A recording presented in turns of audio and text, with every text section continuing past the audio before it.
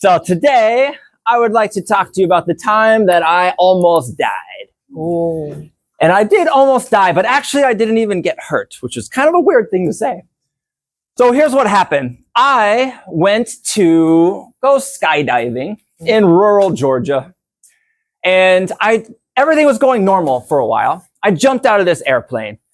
Fantastic experience. It was amazing, falling through the clouds. And I didn't know this at the time, but you can actually do tricks in the sky. So this instructor that is tied to my back, and starts doing these things with his hands. We start spinning right, and then we start spinning left. And I thought this was so cool. We get an adventure inside of this adventure that I already had. So I was like, oh man, there's so many cool things I didn't know we could do in the sky. And then he pulls the ripcord for our first parachute. And we just start spinning around in this gigantic circle. Oh. But I still thought he was doing tricks. So we're spinning around in this circle, and I took the world's dumbest time to yell, "Wee!" And so this guy's trying to cut away our parachute. So we're tangled. He's got a knife trying to cut away. I'm yelling "wee" for some stupid reason.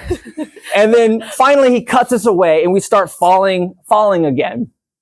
And then he pulls the second ripcord, and everything's fine. Everything's normal for the second time. And so here's how out of it I was. I had no idea that I was ever in danger. We get to this nice stopping where we're in the sky, nothing around. And I'm looking around, and there's trees down here, and there's the sun over here, and there's a parachute over there, and a parachute over there. And my brain just stopped for a moment because I wasn't expecting to see a parachute just floating away in the sky. And so I'm here with this instructor, and I just pointed at the I don't know why I pointed.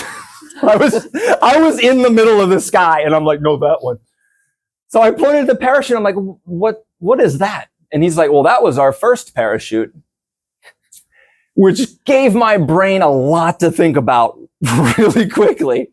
And so I was sitting there our first parachute? Does that mean, oh my God, that wasn't a trick at all, was it? And so I guess he thought I was about to start panicking at that moment, because that's the moment he chooses to say, hey, look, you can see the highway from here. I'm like, I don't care about the highway. You almost killed me, dude. So we finally land. We land in this field. These people come running up that saw it from the sky. And they're like, oh my God, I saw what happened. Are you okay? That was crazy. And normal human reactions, right? I untie from this instructor.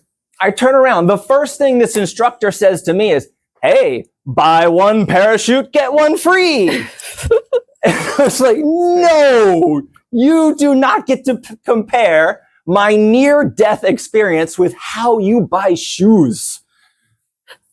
Right? And the other thing that bothered me about that comment was that it was a little too witty.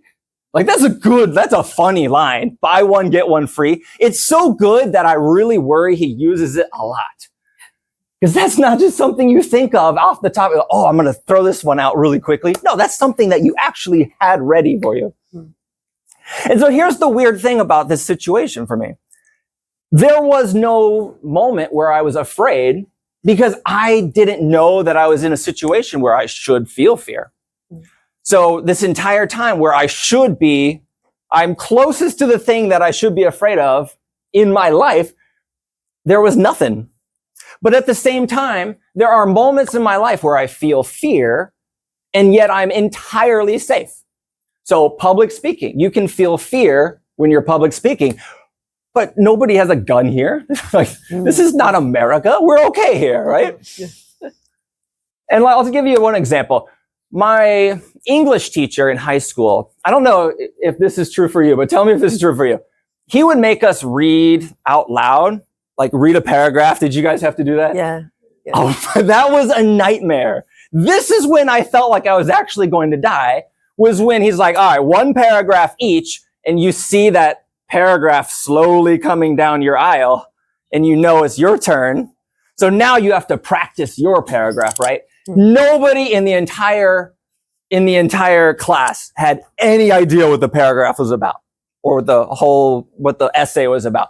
Because the only thing that mattered was which paragraph we were going to be reading, right? So you could practice, right? And so it just strikes me as strange that we have these situations where I am completely safe in one situation and afraid and scared that something bad is going to happen.